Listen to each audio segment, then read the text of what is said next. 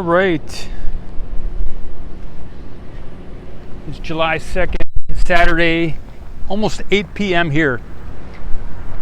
Paul Makos Ocean Camera Space Corp. And it is a relatively quiet Saturday. It's been very hot recently. And what we're seeing is the main gate here at the build site, SpaceX South Texas Starbase. I'm not sure what that piece over there is, that little segment there, but it's a pretty interesting. Beyond that, there's a lot of cylinders over here, and there's a lot of, I believe there's a lot of people going to and from the beach today. It's a Saturday. So I'll check out the chat. I'm going to do a brief live stream here and see, just say hello, end of the day kind of thing, you know. Let's see here. So I'll be here a little bit here. It is the end of a Saturday here.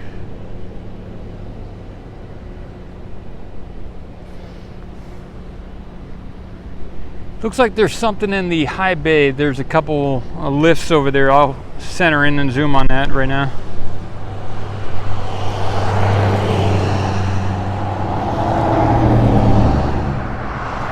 Hey, Z John. You can see there that blue lift and the yellow one as well. After this, I'll see if there's any other shots I can get that are interesting and upload them later in 4K. So that's kind of interesting. I don't see any activity in the mega bay behind it. ETA on takeoff. ASAP would be great, as soon as possible. I'm thinking not based on any information, maybe in by August 10th or so, 11th, 12th, August, but maybe July, maybe this month, that'd be good.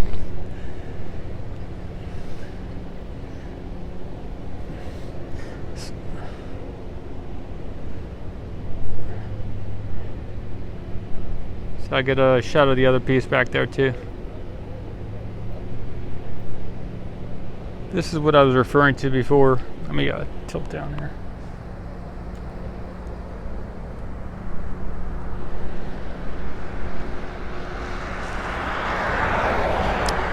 This segment there in the center of the screen,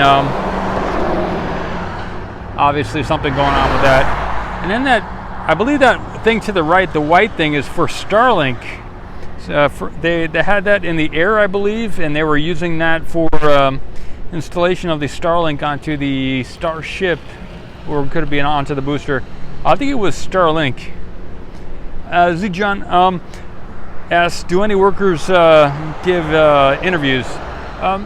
I believe Jessica Kirsch has done some of those interviews, and there was a lady named, I think her name was Jenny. Yeah, Jenny, a while back. So those type of people who are pretty open and can approach people and ask them questions. I know Jenny used to do that, and maybe there are other people who are more. I'm not really that type of a person to go up and ask people, "Hey, so what's going on?" Maybe not yet. Maybe I have to do more of that. I don't know, but I know some of the other people have done that. Some of the other photographers.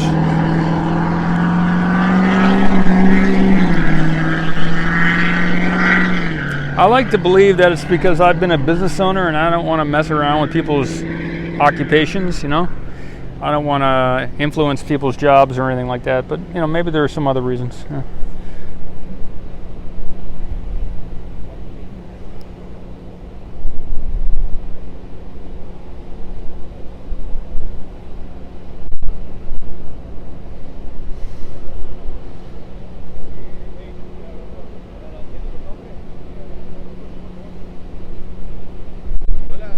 So the sun is setting over there in the, which direction is that? That is the west, northwest, or west.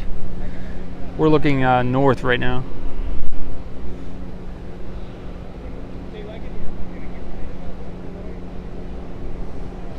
And what else can I do? I can get down to the left here.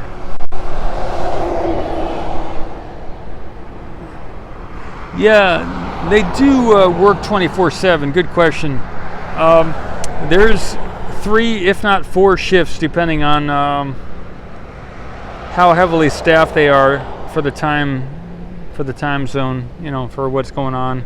This is not my truck to the left there, it's somebody else's truck, but it looks similar to mine when you're looking at the front of it. Okay. I've seen video of the inside of this Stargate building on the Everyday Astronaut. I believe was pictured going into this building here with the arch on the right.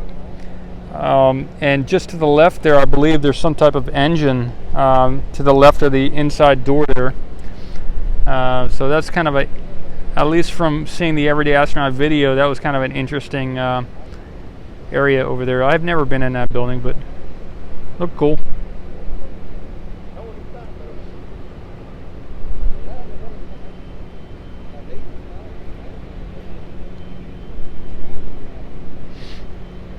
But sometimes I believe there are 4 shifts. Yeah, there are people that work at, I know that there are different types of workers, varied type of workers that work more so on certain days or times than others. So yeah. And now, you know, now since they got approval to launch, then they're probably starting to move faster now. You know, probably increasing their staff as far as the things needed to get done before they can launch. You know, it would make sense. You know?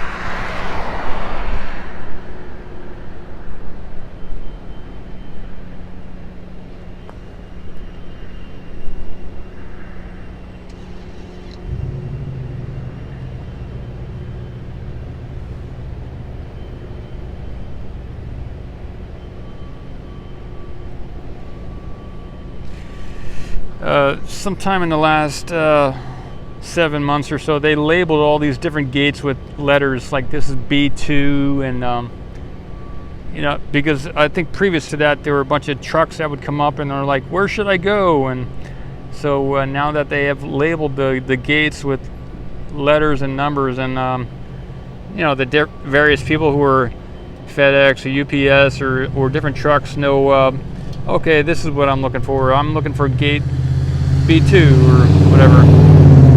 Sometimes trucks will show up, flatbeds down by the launch site. This is the build site here, but the launch site, and then, you know, they get told, hey, you got to turn around or something, or, you know, so it's good to have some kind of letters on the buildings and stuff.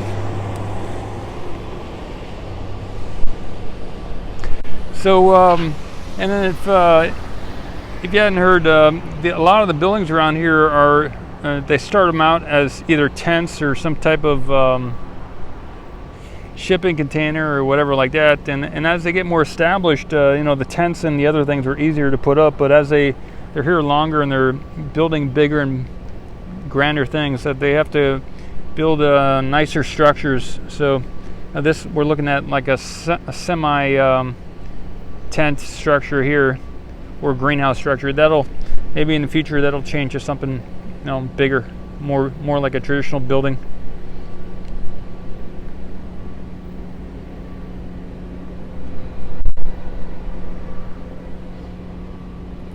What can I tell you? I can tell you a few things here. Okay, so we're here at the build site, and what I can say is Boca Chica Village is in the direction that we're looking at. It's east of here, just a little bit, and then it's actually diagonally kind of through these. If you were to go diagonal that way, straight ahead, Boca Chica Village is over there, and directly north of here, just beyond the blacktop down at the end of this, way down there at the end, is the ocean, right? So Boca Chica Village, again, it's that way. So the land juts out a bit. So there is more dirt beach to the left of Boca Chica Village, or to the north of it. And there's several lots over there that might be for sale in the $10,000 to $30,000 range. So, but then it's also important to, if you were going to look at the tax map on some of those properties, even though some of those, after a certain point, it turns into marsh and even underwater properties. So you should be careful if you're looking at property in that area, because there are, for instance, I'm buying a piece of property down that way where the remote camera is, right? And the lady who, the person who's selling to me, also has a little piece of property in that direction, and it's assessed at $200.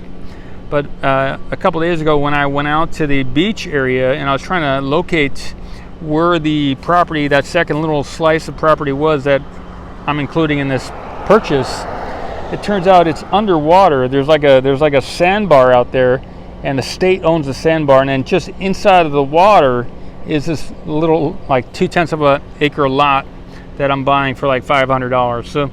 So I believe the water rights are that if the property is in the water, there is no title that you can, you don't have ownership to the title. So maybe there is a large area over there that appears to be on the on land, but and maybe I have to look at it over the course of a year, a couple of years. But so maybe that area, even though there was a big hurricane in the past and it all flooded north of Boca Chica Village, you can, if you look on a tax map, Cameron County, camcad.org tax map for the area, you can look at the map, and there's hundreds of little lots over there north of Boca Chica Village, and maybe that hurricane came in and washed it away. One thought I have, I'll get on camera with this. If this SpaceX thing really took off here, the Starbase SpaceX thing really took off, I could imagine, look at this whole area here. Everything between this side, basically the ocean on this side to the ocean on this side, SpaceX has massively occupied and colonized this area. Over here, we have Boca Chica Village, and so they're really massively building up around 2 or 3 streets. You got Boca Chica Village, you got Weems, and then you got another third road. So 3 roads here. There is probably another double that amount of land on north of those 3 roads of just vacant land. And then there's about, if you were to say that same distance, another two times further past the beach where it's all been flooded. So on a map it looks like there's lots, and there's many lots that are owned by different property owners. But since it's underwater, here's one of the possibilities. If they really continue to occupy all the land on the solid land here, maybe they would dredge out that area just north of Boca Chica Village, which is already segmented into property owners and lots. Maybe they would fill and dredge that area, and then all that submerged property would become usable again, and that would like double or triple the amount of usable property for Boca Chica Village. And I could imagine that type of thing happening if they really need to maximize use of property here. So it's just one thought. I thought, well, I'm paying $500 for that little sliver that's off of this, just south of that sandbar, which is looks to be on the road, but it's really underneath the water. But maybe they would put a marina over there or something like that, and maybe it'd be worth a lot of money in the future. I don't know. Right now, it's seeing that it's submerged underwater, probably not worth anything. So. Okay. But if there is some, I took a few shots of the beach type area over there where in the video you could see the 3 rockets there, and they are right on that northern slice of property over there on the beachy area without any sand. It's just mud. And that beach does continue to the right here, and past this area here there is a road which goes right at the end of this corner. There's a bunch of palm trees, and they go up, and that's kind of where the rest of the beach area goes north a bit. And that property over there is anywhere from $10,000 to $30-something thousand. But beach, it's actually like a beach without any sand. So it is a great opportunity if you were looking to buy something in in the growing zone of 10 to 11. This is, you know, if you have fruit trees or whatever, if you're into horticulture or anything like that, and you're like, man, I would like it if my fruit trees didn't take 10 years to produce really abundant fruit. You know, I don't know if the salty water in the area also would prevent growing of fruit trees. So you can't blame that on me. I'm just saying the heat and the humidity. There is heavy wind in this area too. So, but this could be an ideal spot if you mulched it up maybe 2 or 3 feet. Then that mulch would continue to disintegrate, and you keep layering on the mulch, and you need that because it's so dry in this area. But this could be a great place to grow stuff, and there is some really cheap property over there. All right, let me check out the chat here.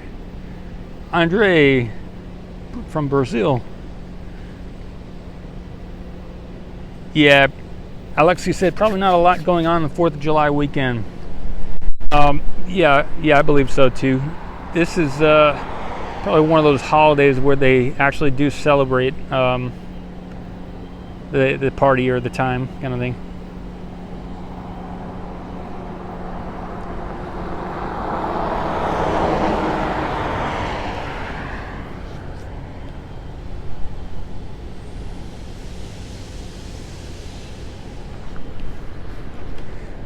All right, I'm gonna wrap it up here and go to the next spot. I'll go check out the launch site a little bit and see if there's anything going on there. Hey John, just getting a little end of day video in. How you doing?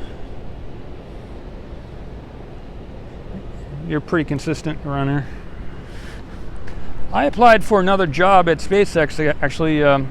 So far I've done about a bunch of applications and over the last year and a half, and I put in another one today.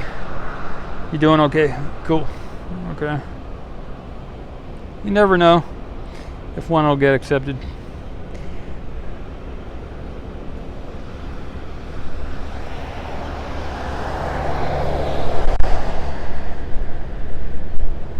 Awesome.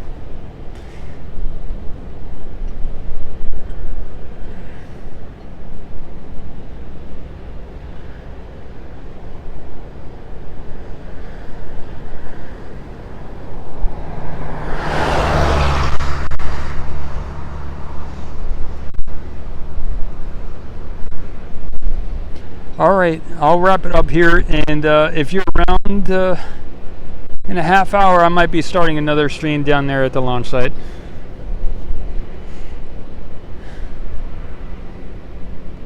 It's probably around 8:20 p.m. or so, July 2nd, 2022. Paul Marcos with Ocean Camera Space Corp.